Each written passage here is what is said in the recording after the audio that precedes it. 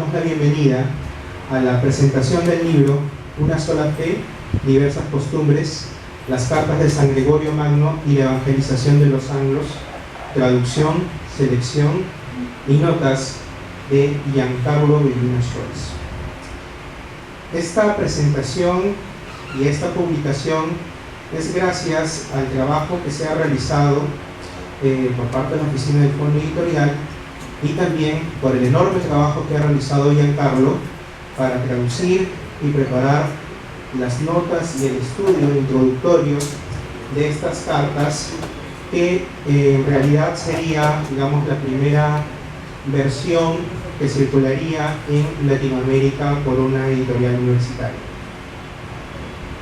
Este trabajo recibió también el premio de estímulos a la cultura que fue otorgado por el Ministerio el año pasado. Ganamos en la categoría de traducción y por ello esta publicación ha sido también, digamos, premiada por el valor que dieron los jurados en el texto que habíamos presentado para su evaluación. Para presentar a nuestra mesa tenemos aquí al profesor José Antonio Benito Rodríguez, quien es doctor en Historia de América por la Universidad de Valladolid. Él es miembro ordinario de la Asociación Española de Americanistas, de la sección de Historia del Instituto Río Guaralapú y de la Academia Peruana de Historia de la Iglesia. Fue docente principal de la Universidad Católica Sede Sapiense y lo es actualmente en la Facultad de Teología Pontificia y Civil de Lima. También fue director del Centro de Estudios de Patrimonio Cultural CEPAC de la URSS. En el año 2015 recibió la placa de honor Cardenal Juan Landázuri Ricketts por su gran labor como comunicador y profesor universitario. Ha publicado numerosas investigaciones en volúmenes y revistas nacionales e internacionales. Nuestro traductor, yo le diría también autor hasta cierto punto, Giancarlo Beguina Scholz, él es magíster en Teología y Ciencias Patrísticas por la Pontificia Universidad Lateranense de Roma, miembro de la Asociación Internacional de Estudios Patrísticos y corresponsal de dicha asociación en el Perú. Él es profesor e investigador de la Universidad Católica Sede Sapiense y profesor de Educación de la Fe y Teoría del Conocimiento en el Colegio Sagrados Corazones Recoleta. Actualmente estudia la maestría de Filosofía en la Pontificia Universidad Católica del Perú. Por favor, quisiera que podamos darles a ellos un fuerte aplauso.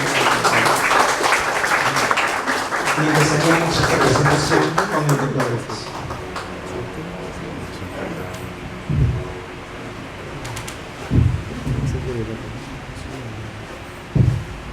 Yo no soy historiador, sino de afición, y tampoco patrólogo como el caso de Giancarlo. Digo solo, si me lo permite el autor, un poco la historia de este libro.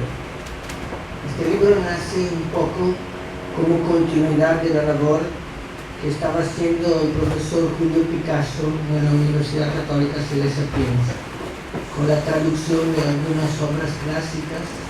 Pero en los últimos años nos estábamos interesando con él a publicar traducciones que tuvieran que ver con temas también de interés actual. Algunas cosas sobre la educación, el de Magistro y otras cosas de San Ambrosio. La preocupación era un poco hacer un trabajo no solo erudito, sino un trabajo que aportara a temas que son actuales.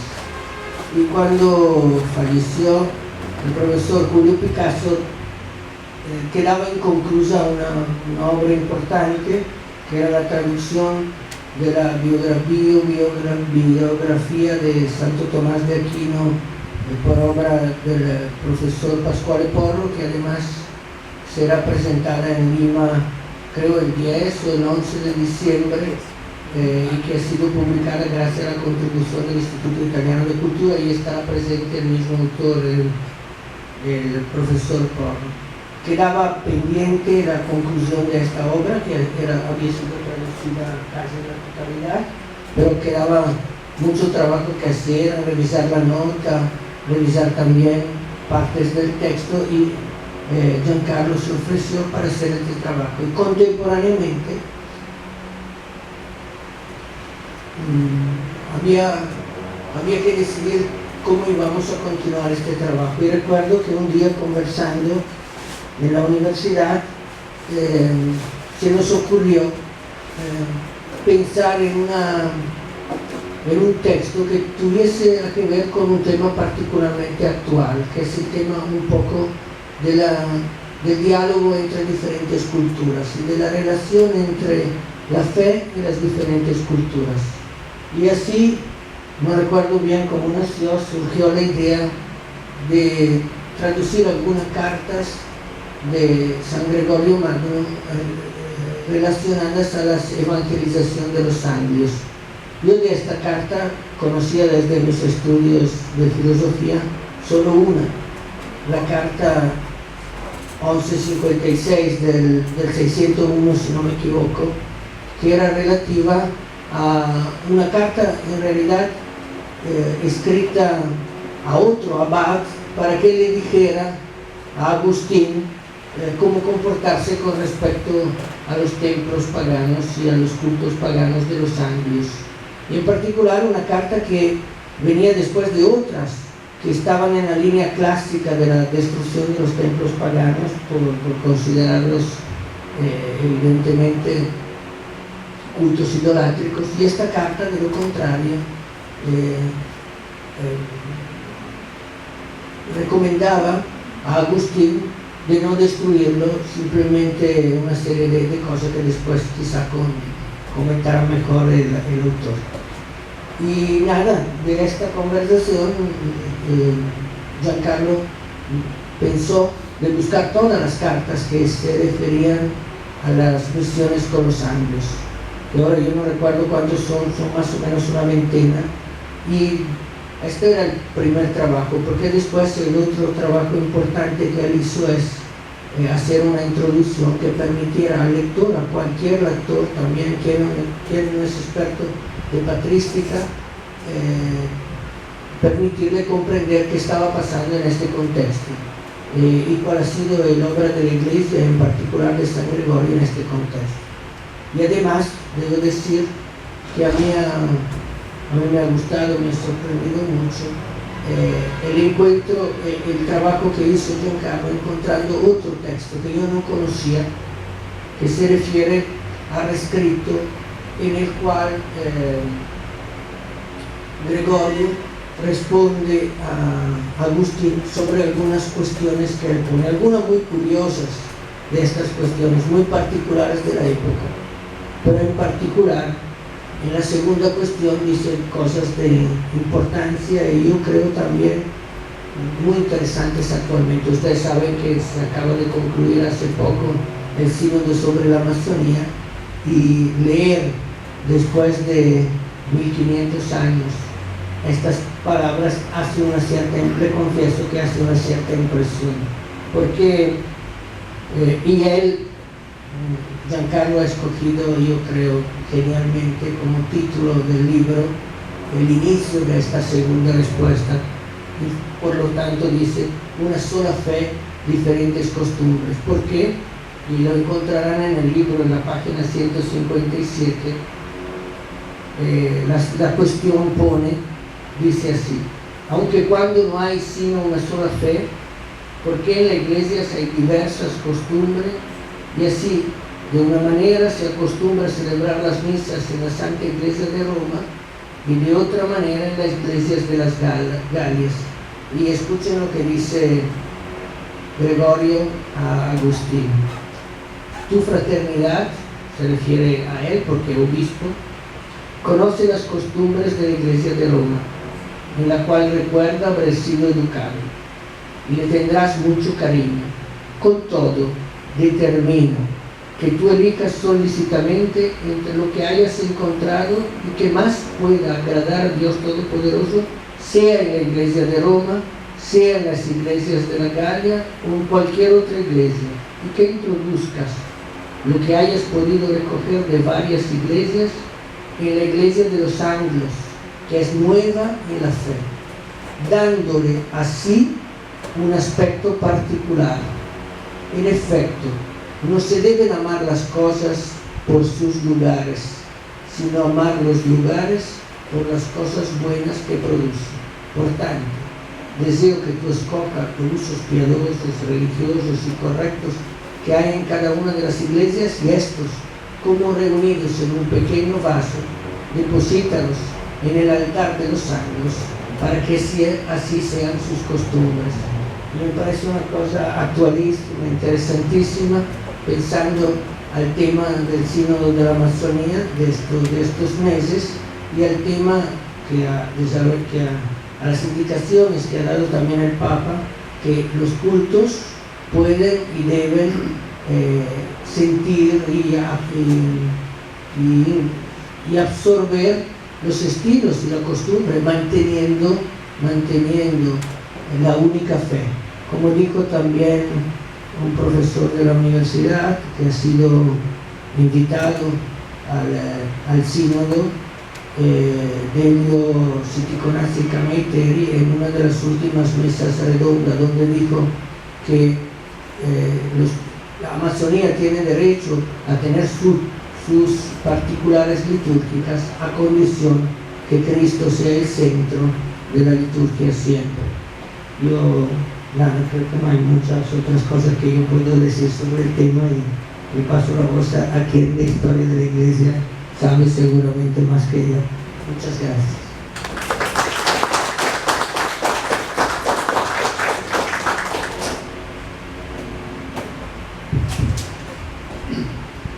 Muy buenas tardes.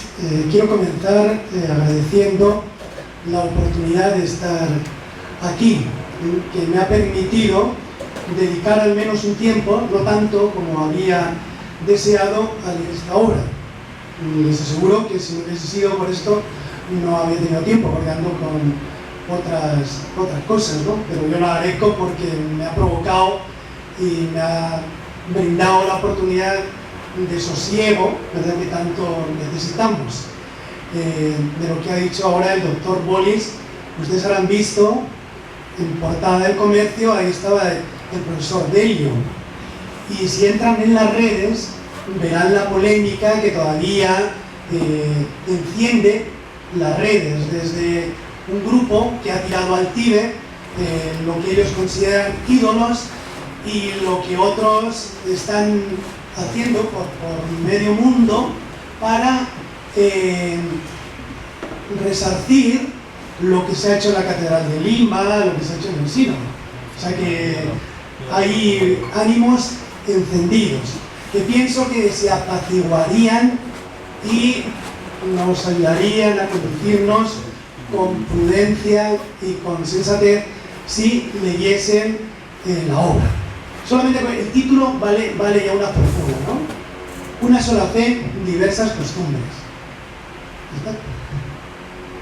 No hay problema. Lo que acaba de decir el doctor Bolis. Cristo, ¿verdad?, una sola fe, un solo bautismo, un solo Señor, Dios y Padre, pero en distintas formas y en distintas culturas, ¿verdad? Bien, entonces, muchas gracias al doctor Giancarlo Pellina, investigador de la US. Fue alumno mío cuando yo empecé por allí, y lo que uno aprende, ¿no?, de estos alumnos, ¿no?, cuando yo veía esta obra, ¿no? A mí me gusta hacer la historia de los alumnos que por lo menos han estado en mis clases, ¿no?, porque les ves crecer y ves que te superan en muchas cosas, ¿no? Entonces yo te agradezco realmente que me haya invitado, ¿no?, cuando hay tantas personas que podían haberlo hecho pues mucho mejor, pero bueno, si podía, lo acepto. Porque además pues acaba de publicar un artículo que podría venir bien para este asunto, ¿no?, que es sobre el tema de la extirpación de las idolatrías en los concilios y sínodos, en concreto de Santo Toribio. Yo hice mi tesina sobre la promoción humana en los sínodos y concilios. El tema de la extirpación de la idolatría, de alguna manera, se trata ahí, y es lo que me pedía también Giancarlo que comentase. En primer lugar voy a hablar algo de San Gregorio Magno, que creo que es interesante rescatar. Yo miré ayer el catecismo de la Iglesia Católica, que tiene más de 5.000 citas de santos padres y de obras interesantes, y cita en 8 ocasiones a San Gregorio, ¿verdad? En concreto la regla pastoral y alguna carta.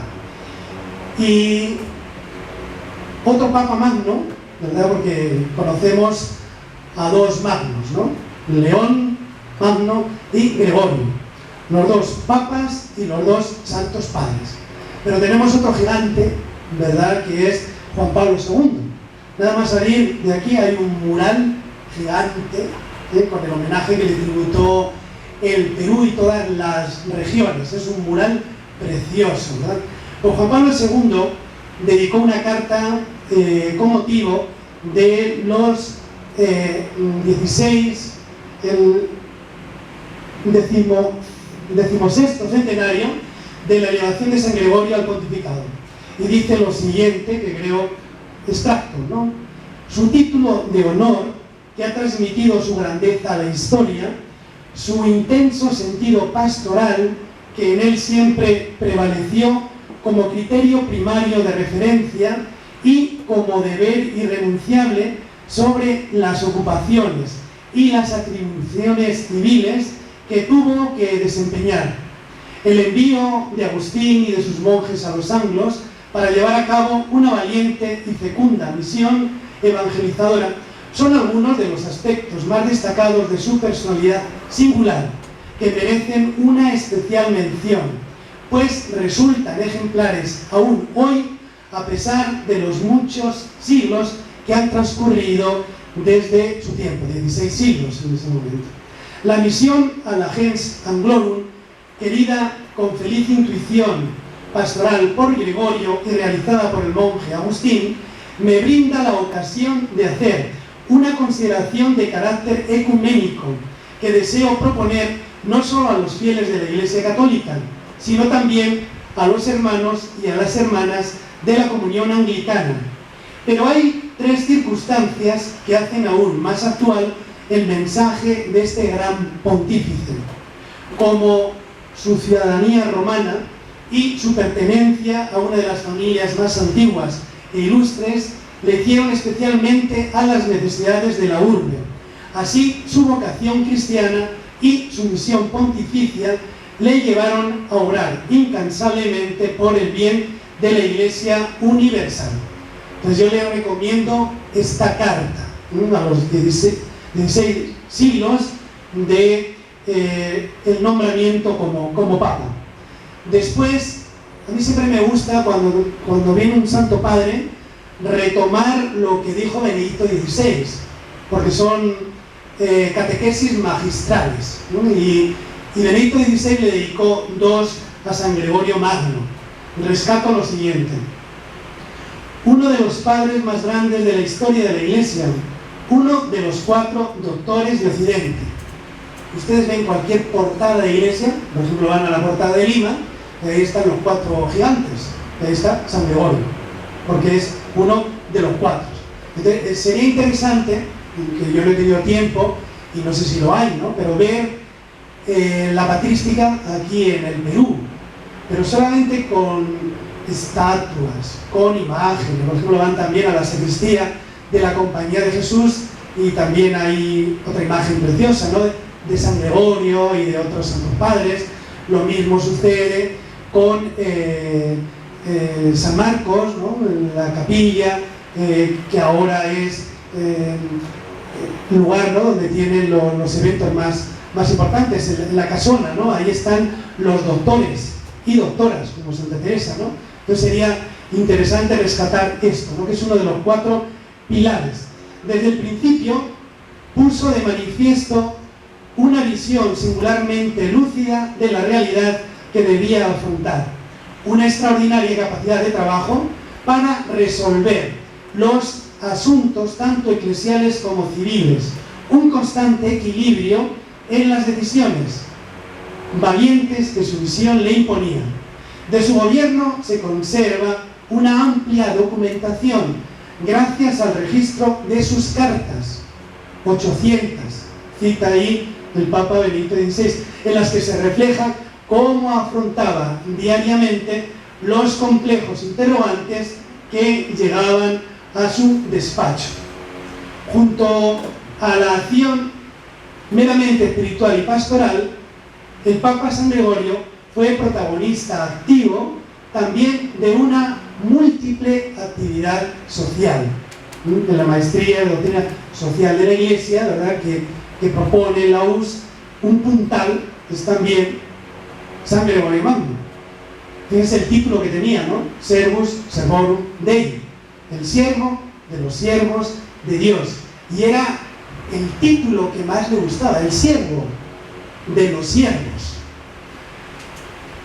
La segunda catequesis la dedicó el Papa a la doctrina gregoriana. Dice, tal vez el texto más orgánico de San Gregorio es la regla pastoral. Tuvo tanto éxito que pronto se tradujo al griego, al anglosajón. También es significativa otra obra, los diálogos,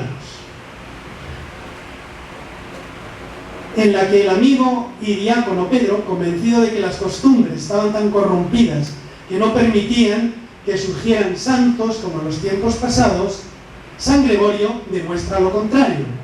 La santidad siempre es posible, incluso en los tiempos difíciles. Lo prueba narrando la vida de personas contemporáneas. Es interesantísimo, ¿no? Las vidas, como por ejemplo de San Benito, ¿no? Que contiene ahí San Gregorio, ¿no? Le interesa mostrar que el mejor predicador es Fray Ejemplo, y por eso presenta obras bien concretas de santos, para que, si ellos lo hicieron, nosotros también. Ese era un punto que quería rescatar, ¿no? Como nuestro Papa Magno, Juan Pablo II, con motivo de los 16 siglos de su pontificado, rescata su validez, y como otro que será sin duda doctor de la Iglesia, Benedicto XVI, también rescata su vida y su magisterio. Voy ahora con el segundo punto. Otro de los grandes valores, y aquí quiero centrarme, es la luz que nos da acerca de la evangelización inculturada en el Perú y en América. Veamos un dato que recoge el padre Acosta en su célebre De Procuranda Indorum Salute. Ustedes entran en Cervantes Virtual y tienen todo el libro, ¿no? De cómo procurar la salvación de los indios. En concreto, en el libro tercero, capítulo 24, alude cómo las costumbres de los indios no repugnan al Evangelio y hay que conservarlas. De la concordia entre el magistrado y el sacerdote. Y nos rescata el célebre texto de San Gregorio de mantener lo material de las culturas y arrancar del corazón las idolatrías. Ya nos ha aludido también el doctor Boris. Y aunque sea un poquito larga, le voy a leer la cita del padre Acosta sobre este tema. Dice: no me detendré en declarar la sentencia de Plutarco sobre la gobernación de la República, que dice ser conveniente volverse a conocer las costumbres de los ciudadanos y explorar y tratar su ingenio y condición.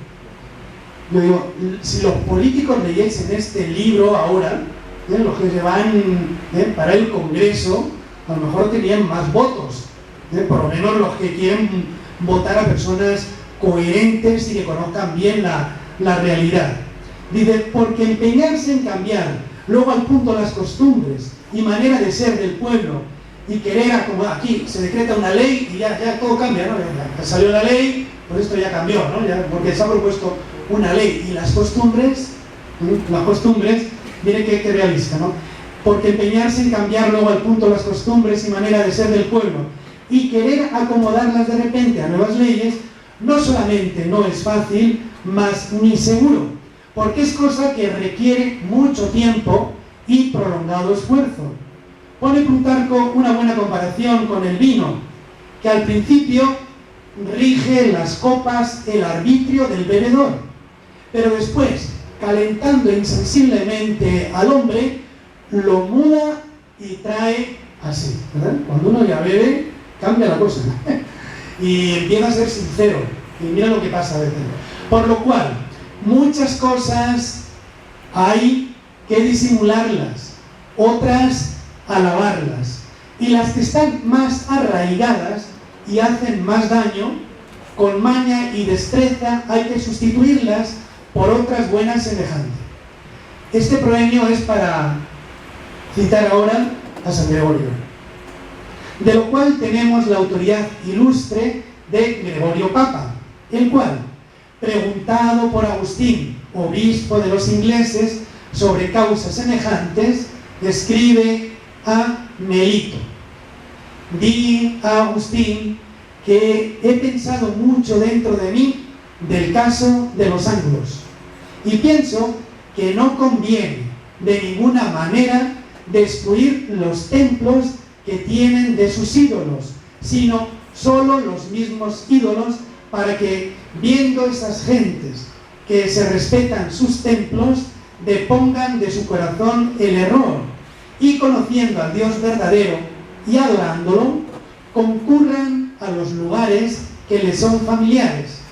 Y porque suelen matar muchos bueyes en sus sacrificios a los demonios, ha de tocárseles la costumbre en alguna solemnidad, como la dedicación del templo o del nacimiento de los mártires, y que levanten sus tiendas de ramos de árboles junto a las iglesias que antes eran templos gentílicos, y celebren la fiesta con banquetes religiosos, y no inmolen más animales al demonio, sino a la honra de Dios los maten para comerlos, y hartos den gracias a Dios, dador de todo bien, a fin de que, dejándoles algunos goces exteriores, aprendan a gozar más fácilmente de los gustos interiores, porque querer cortar de ingenios duros todos los resabios a la vez es imposible, y también los que quieren subir a lo alto suben poco a poco, por pasos y no por saltos. Y trae en confirmación el ejemplo del pueblo de Israel, acostumbrado a los edificios de los egipcios, a quien Dios, queriéndolo apartar del culto de los ídolos, mandó que le ofreciesen a él sacrificios de animales. El texto que acabo de compartirles está estrechamente unido al controvertido tema de la extirpación de las idolatrías. Fíjense que hay hasta una monumenta idolátrica que la Universidad de San Martín comenzó a propiciar con Enrique Urbano, que en paz esté, y el padre Leuridan. O sea, hay varios tomos sobre las idolatrías. Hace un mes yo participé en una tesis de la Federico Villarreal, de Jimmy Martínez Céspedes, sobre la extirpación de las idolatrías en Huarochirí. Y es un tema que está candente. Y si nos vamos a España, todavía está al rojo vivo sobre el tema de los árabes. Algunos se plantean que por qué el caballo de Santiago, ahí pues matando a un moro, sigue campeando todavía en la portada del Obradoiro en la iglesia de Santiago. O si van ustedes a Arequipa, en la iglesia también de Santiago, pues hay un caballo de Santiago que es el matamoros, el mataindios. Entonces uno ve estas imágenes y tiene que leerlas, que contextualizarlas y ver por qué se dio, y para evitar extremos y realmente pues dejarnos llevar por la sabiduría, acercarnos a los textos de los clásicos, como Gregorio. Les voy a compartir algo de este artículo, Los sínodos y concilios contra la idolatría. La evangelización americana constituye un formidable y complejo acontecimiento que ha permeado la sociedad entera de nuestro continente.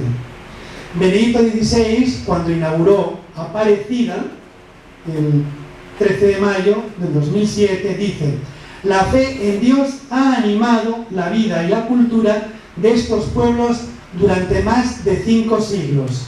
Del encuentro de esa fe con las etnias originarias ha brotado, ha nacido la cultura cristiana de este continente, expresada en el arte, la música, la literatura y sobre todo en las tradiciones religiosas y en la idiosincrasia de sus gentes, unidas por una misma historia y un mismo credo, y formando una gran sintonía en la diversidad de culturas y de lenguas. Cierro comillas. Esta es la realidad, la identidad cristiana de América. Pero en el proceso de cristianización, junto a la tarea de predicar el mensaje cristiano como buena nueva, como buena noticia, estuvo presente siempre la misión de custodiar y evaluar su fruto. Como en todo proyecto, los objetivos requieren medios y a veces unos y otros se confunden. Otras veces, para fines santos, como pueden ser lograr la plenitud y felicidad de los fieles, se emplean medios no tan santos, como puede ser la coacción o forzada persuasión. Desde la misma predicación evangélica de Jesús de Nazaret, que habla de que junto a la siembra de la buena semilla está presente el mal de la cizaña, recuerden Mateo 13, 24. El consejo del maestro entonces fue: déjenlos crecer hasta el momento de la siega. En América y en concreto en el Perú se arrojó la semilla a manos llenas. Se esperaba fruto abundante, pero en ocasiones, y como la mala hierba, había que arrancarla, o si se consideraba como un tumor, extirparla. La práctica de la idolatría, a ojos de los españoles, conllevaba una ofensa continua y pública a Dios. Era una transgresión flagrante de la ley natural y exigía en ocasiones cruentos sacrificios que había que evitar por todos los medios. Veamos al respecto la consideración que tiene el padre Acosta, fiel secretario de Mogrovejo en el Tercer Concilio Linense, y el teólogo más representativo de este contexto que analizamos. Dice: de esta peste odiosísima de la idolatría están llenos los montes, los valles, los pueblos, las casas, los caminos, y no hay ningún trozo de tierra peruana que esté libre de este sacrificio.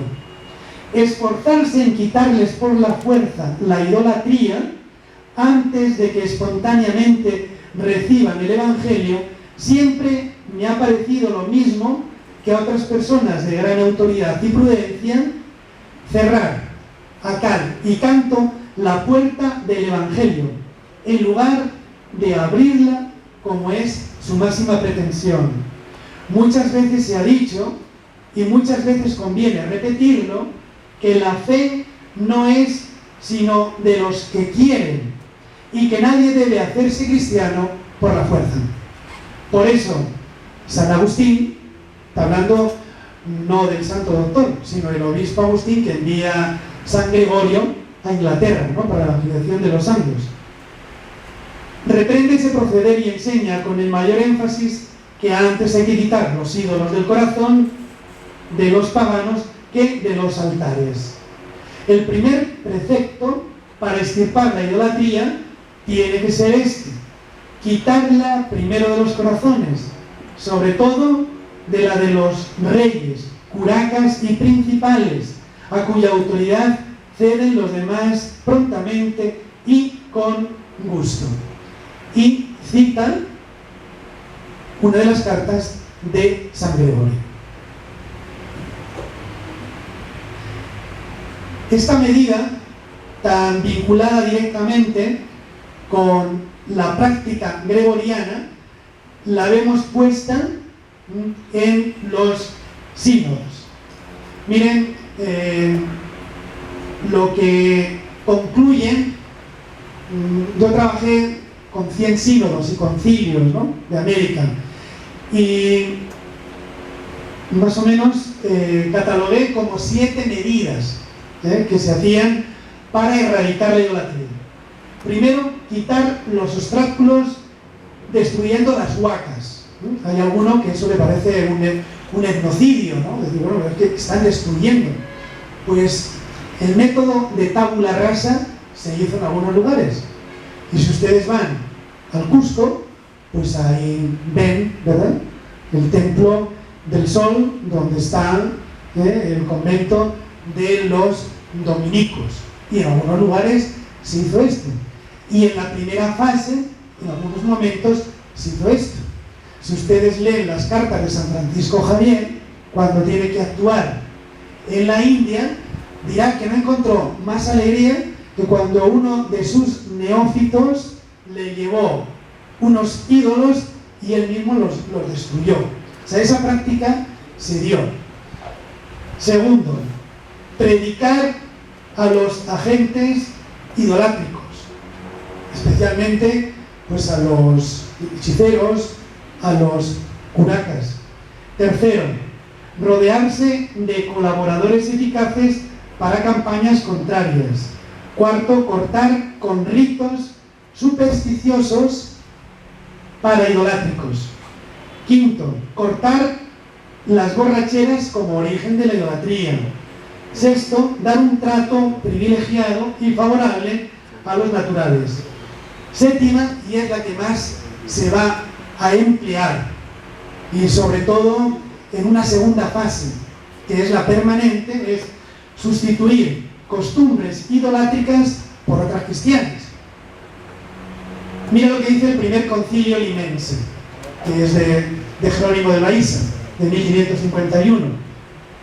Mandamos que todos los ídolos y adoratorios que hubiere en pueblos donde hay cristianos sean quemados y derrocados. Y si fuera lugar decente para ello, se edifique allí iglesia, o a lo menos se ponga una cruz. Y si fueren pueblos de infieles, se consulte con el muy ilustre señor virrey de estos reinos en su distrito, y en los demás con los presidentes y gobernadores, para que manden proveer en ello, por los inconvenientes que de permitirles adoratorios para tornarse cristianos hay, y por ocasión que es para los ya cristianos de volverse a idolatrar. O sea que este primer método se da en México, que Hernán Cortés ahora están haciendo varias series, se dio en los tantos momentos, y aquí en Perú también, tabula rasa, en un primer momento. En el segundo ya es ver las costumbres y mantenerlas, las positivas. En uno de los 30 sermones del tercer concilio limense, Santo Toribio lo dedica justamente al tema de la idolatría. Y el titular es: no tendrás otro Dios fuera de mí. La cita de Éxodo 22.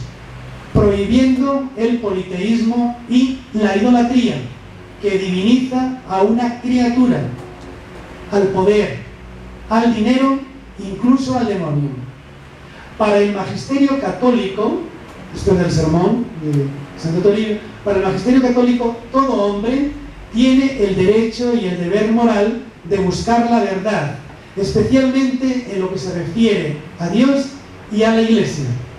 Al mismo tiempo, la dignidad de la persona humana requiere que en materia religiosa nadie sea forzado a obrar contra su conciencia, ni impedido a actuar de acuerdo con la propia conciencia, tanto pública como privadamente, en forma individual o asociada, dentro de los justos límites del orden público.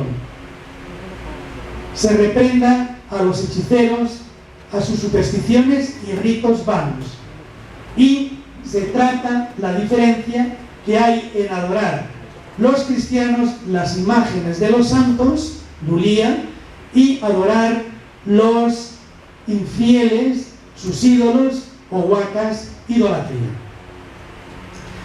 Es interesante recoger algunos de los testimonios acerca de la actitud pues, del santo Mogrovejo sobre la ortodoxia y su celo por erradicar todo tipo de heterodoxia. Cuando viene un doctor por Salamanca, Gregorio de Arce, y se encuentra con Santo Toribio, va a conversar, luego le va a acompañar y tiene que declarar en el proceso de beatificación.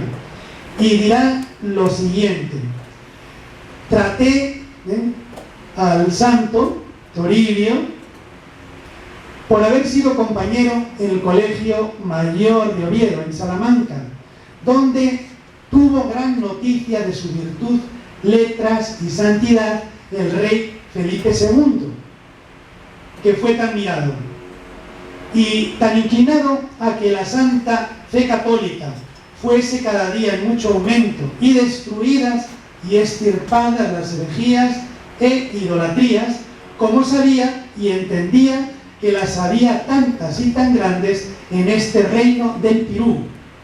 Le presentó a su santidad por arzobispo metropolitano de él y expresamente le mandó que viniese porque así convenía al servicio de Dios y al suyo.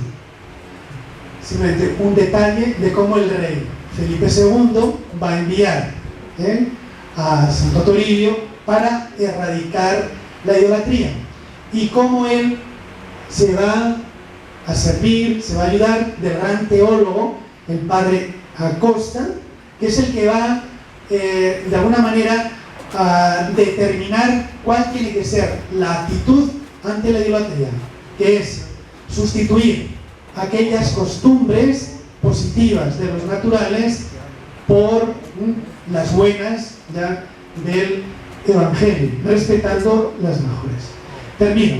Felicito al autor por su audacia magistral en acometer por vez primera en castellano el estudio de la evangelización de los anglos, traduciéndonos del latín las cartas de San Gregorio en confrontación con la obra paralela de Beda el Venerable, y que han sido analizadas desde distintas disciplinas, porque el doctor Giancarlo Elina no solamente es latinista, sino que se nos revela como historiador, teólogo, filósofo, sociólogo, incluso como lecciones de perspectiva.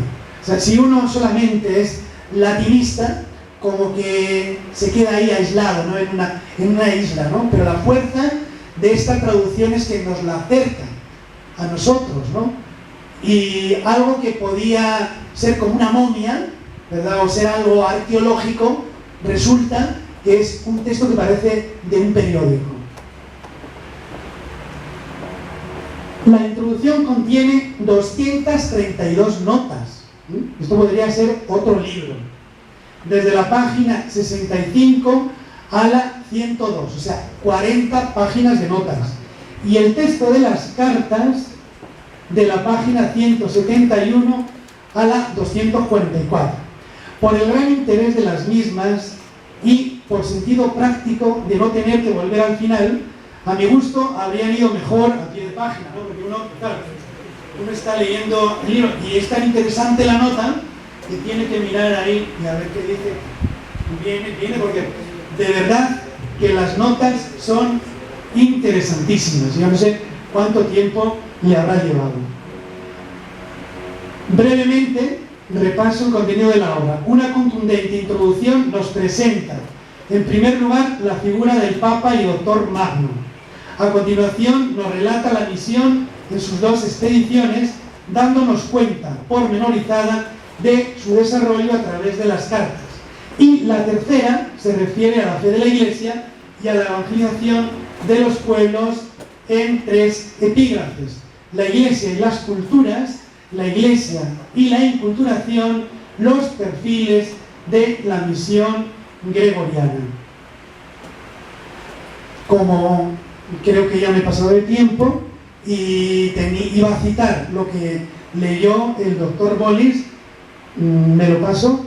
Entonces, 2 páginas que tenían las dejo, y felicito a la Universidad Católica Sede Sapiense por promover estudios tan serios y tan fundamentales para afianzar el ser, la identidad y el mismo sentido de la universidad, el del ser humano a través de la lectura directa de las obras de los santos padres, personajes decisivos en el pensamiento y la trayectoria vital de la humanidad.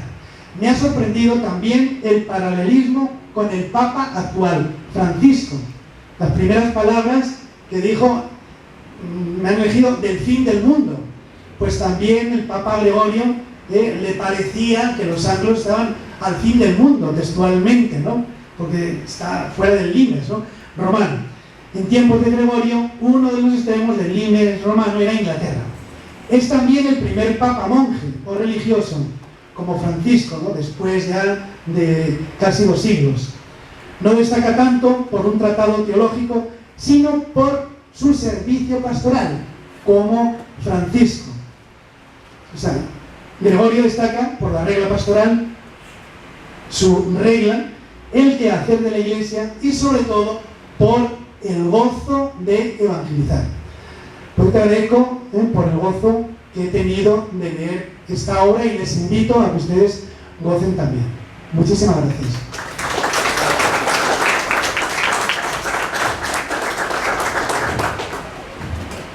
Muchas gracias, doctor. Aunque espero que sea un augurio el que me hayan considerado doctor, aún me falta un poco. Bueno, espero alcanzarlo, es una de mis metas. Como Gregorio Magno tuvo varias metas, me agradó en un primer momento tener la oportunidad de abarcar este sujeto de estudio que es la misión gregoriana, gracias a la UCS, gracias al doctor Boli, con la inspiración, a un montón de personas que desde las bibliotecas en Lima, en Perú y fuera de Perú me han podido aportar algunos artículos y hasta libros de muy difíciles de encontrar aquí en nuestro medio, ¿no? Es algo que es un reto desde la Asociación Internacional de Estudios Patrísticos fomentar aquí en Perú estos estudios. Les puedo hablar un poco rápidamente acerca del libro. Lo mejor, como lo han dicho los dos comentadores, son las cartas de Gregorio. Y todo está alrededor de ellas. Las notas, la introducción de las notas. Porque sinceramente alguien con fe, alguien interesado en la misión, en la evangelización, y si se quiere, hagamos el paralelo con este modelo de iglesia en salida que el Papa Francisco nos invita a vivir, accede a las cartas de Gregorio, va a sentir la sintonía. Bastaría leerlo así. Pero comentemos que están traducidas y que nos separan de él 14 siglos. Entonces, las notas lo que desean es acercarte a ese mundo, a los intereses del autor, que no eran de poder, sino de servicio, al mundo que él vivía, tanto como contexto de vida, como ese mundo que él tenía en su mente, como él interpretaba la realidad. Y por eso es que me parecía interesante no solo poner paralelos de sus obras, sino también el texto mismo que ayudaba a entender por qué en las cartas, que a veces son muy cortas, se está diciendo algo. Y se explica justamente entendiendo que en este sentido Gregorio está usando textos de sus otras obras. Entonces, como para incentivar la investigación, que puede venir también luego de esta publicación, las notas tienen estos textos de Gregorio. También he pretendido acercar un poco al lector actual a la bibliografía actualizada de Gregorio. Y aunque les parezca algo casi difícil de entender, en el mundo de la patrística los estudios sobre Gregorio están a la orden del día. En la última de las cartas, la que comentaba el doctor Bolis, el llamado Libellus, pequeño libro, ahora se ha retitulado Rescripto de Gregorio, gracias a lo que tanto se demoró en realizar la edición crítica de esa carta, es decir, el estudio de la tradición manuscrita de casi 500 manuscritos que se han buscado, se han cotejado, con el fin de llegar a la versión más cercana al autor. Y gracias a Dios tenemos ya desde el 2017 esa edición que ha sido usada para esta traducción. Digamos, según entiendo, es la primera traducción de este rescripto al español. Es casi algo en menos de 2 años logrado en Perú, que me parece que es un reconocimiento también a la universidad, ¿no? Por el oficio de traducir este tipo o publicar este tipo de estudios tan recientes. Es Valeria Mataloni la que ha realizado este trabajo y me he servido del mismo para traducirlo, y ha ayudado porque se han evidenciado más claramente las interpolaciones que tuvo esa carta. Es muy interesante ese aspecto y seguro muy patrístico, pero bueno, lo que rescato de Gregorio también, ya para nuestro quehacer como cristianos, es que nos ayuda a aclimatarnos, a asimilar la propuesta del Papa Francisco.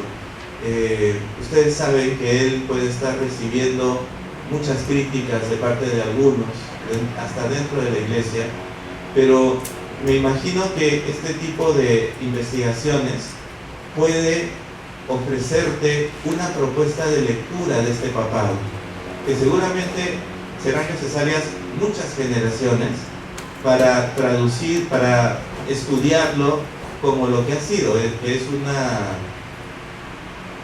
un proceso de reforma de la iglesia.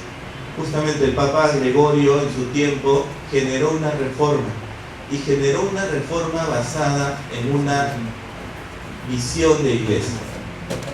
Y así como decimos nosotros una iglesia en salida, Gregorio Magno tenía una visión de iglesia como si fuese una granada. Es un texto que me pareció muy interesante de su regla pastoral, y que justamente me invitó a titular así esta obra, Una fe de diversas costumbres. Es decir, en ella está el ser y el quehacer de la iglesia, que es, como les decía, como una granada, que en una sola envoltura envuelve muchos granos. Gregorio decía, esos granos son los pueblos que creen, su diversidad, y la envoltura, lo que lo protege, lo que lo hace una, es la fe, y esa fe viene de Dios. Muy interesante esta metáfora botánica, digamos así, ¿no?, de la iglesia, para comprender lo que es la iglesia para Gregorio y cómo él desde ella practica una misión gregoriana. Considero que asimilar nuestra diversidad al interior de la iglesia nos puede ayudar hoy a entender la diversidad en el mundo, a aclimatarnos también a ello. Cuánto hemos estudiado en el siglo XX y XXI la diferencia en la realidad, ¿no? Más o menos los pensadores de esta última época han generado un discurso acerca de la diferencia, de la diversidad, y cómo ésta debe ser acogida. La iglesia presenta esa diversidad dentro de sí, al interior de un elemento donado por Dios, que es la fe, y que nos ayuda a tener identidad y crecimiento mutuo. Yo en verdad auguro, agradezco una vez más el aporte de muchas personas, y les auguro una buena lectura. Como les digo, comiencen por las cartas, verán que las cartas son un poquito, hay elementos ahí que no se entienden. Por ejemplo, Gregorio Magno pidiendo que compren esclavos. ¿Cómo así un obispo puede decir eso? Te puede ayudar la nota, donde te explica por qué lo hace, ¿no? O diciéndole a un obispo, no enseñes gramática, ¿no? A Desiderio, ¿no? Le dice, no enseñes gramática. Y podemos detenernos un poco y ir a la carta, ir a las notas o ir a la introducción para comentar, ¿no? Quería aportar esto considero que es un instrumento interesante para enseñar historia antigua, para enseñar misionología, para enseñar patrística, por supuesto, ¿no? Es un instrumento al servicio entonces de la educación cristiana. Muchas gracias.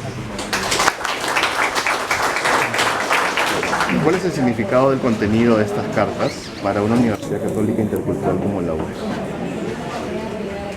Yo creo que es volver a lo esencial de una universidad, que es buscar la verdad de manera crítica, creativa, buscando sobre todo lo mejor de cada cultura, ¿no? Sintiendo que sea protagonista, ¿no? Como está haciendo la US con el proyecto de Lopoki, ¿no? Para que estas culturas, que en principio son locales y están siendo olvidadas, se conviertan de alguna manera en universales. ¿Hacia dónde camina la diversidad en la Iglesia en la actualidad, ¿no? Frente a los nuevos desafíos de este mundo? Considero que la diversidad de la Iglesia camina al encuentro de la diversidad en el mundo para acogerla dentro de sí. Está llamada siempre a salir de sí para reconocer que hay que actuar como Dios frente al mundo que es diverso, es decir, atenderlo diversificando nuestra atención. ¿Cómo nació este interés por la Carta de San Gregorio Magno? Bueno, fue gracias al doctor Bolis, me invitó a trabajar exactamente la misión gregoriana desde unas cartas que él conocía. La investigación fue creciendo y reconozco que es algo muy actual. Ya ha contestado durante la conferencia el profesor José Antonio Benito, porque las cartas de Gregorio Magno o la visión de la misión de Gregorio Magno ha inspirado la visión de la misión en América Latina, en particular en el Perú. José de Acosta en sus escritos ha retomado algunas indicaciones que Gregorio Magno había dado al monje que después ha sido santo, Agustín, con respecto a la evangelización de los santos, sobre todo en el tema del respeto de las culturas y de la necesidad que la Iglesia en cada lugar tenga un propio rostro, ¿no? Así lo he dicho en el último sínodo, que en la Amazonía la Iglesia tiene que tener el rostro Amazónica Latina, un rostro de América Latina.